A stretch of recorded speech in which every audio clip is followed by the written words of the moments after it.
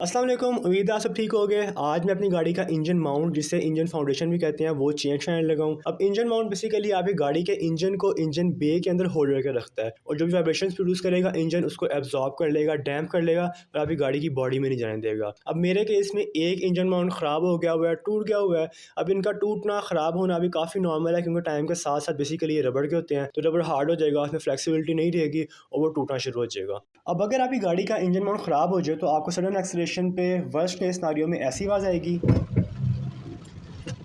और इसके अलावा भी काफ़ी वाइब्रेशंस फील होंगी, स्पेशली गाड़ी स्टार्ट करते वक्त। अब किसी भी गाड़ी में सिर्फ एक इंजन माउंट नहीं होता, सब में कम से कम 3-4 होते ही हैं। एक राइट साइड पे है गियर वाली, फ्रंट जो मेरी गाड़ी का ख़राब हुआ है, और लेफ्ट साइड पे। अब इंजन माउंट का ख़राब होना इतनी कोई मेजर बात नहीं है, आप चला सकते हो गाड़ी अगर एक ख़राब है, लेकिन ऑन द लॉन्ग रन एक ख़राब इंजन माउंट बाकी इंजन माउंट को भी लोड देता है, क्योंकि ऑब्वियसली वो अपनी पोजीशन में नहीं रहता इंजन एक्चुअल एक ख़राब होने की वजह से। अब मेरी गाड़ी का जो इंजन माउंट ख़राब है वो ये वाला है फ्रंट।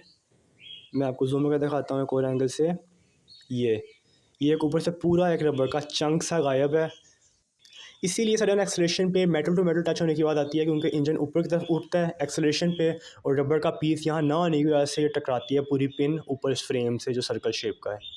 अब इस साइड के इंजन माउंट को मूव करना काफ़ी इजी था, लिटरली 10 मिनट में ये माउंट उतर गया था, अनलाइक अदर इंजन माउंट जैसे कि गियर साइड का हो गया वगैरह वगैरह। अब इसको मूव करने के लिए सिंपल ये एक नट था जो इंजन के साथ जुड़ा हुआ था, और नीचे जो बेस पे दो थे जो गाड़ी के फ्रेम के साथ जुड़े हुए थे, ये वाले। ये 3 नट मूव किए, ये और ये। तो जी ये हालत है इंजन माउंट की, कम्प्लीटली ख़त्म हो गया हुआ है। जब गाड़ी में फिट था तब लग नहीं रहा था कि इतना बुरा होगा, लेकिन जब निकला तो ये काफ़ी टुकड़ों में निकला, कुछ तो खैर खोलते खोलते गिर गए थे। अब ये पीसेज हैं रबड़ के जो टोटली हार्ड हो चुके हैं, और ये मेटल की पिन है जो आवाज़ करती थी एक्सेलरेशन पे। अब ये हालत होती है रबड़ की जो अपनी लाइफ पूरी कर लेता है, अब चाहे वो इंजन माउंट्स हो या फिर आपकी गाड़ी के सस्पेंशन के बुशेस वगैरह।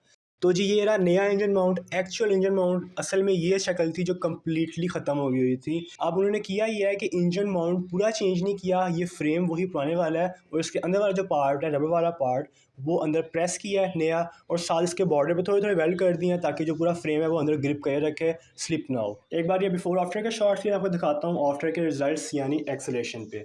ये बिफोर और ये after. Perfect.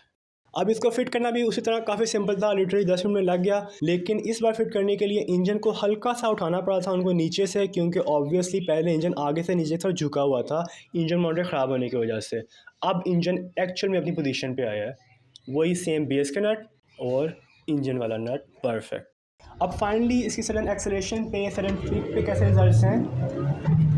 Perfect, completely noiseless. ये बिफोर और ये अब after. Perfect. That's it. Thanks for watching. अल्लाह हाफिज़।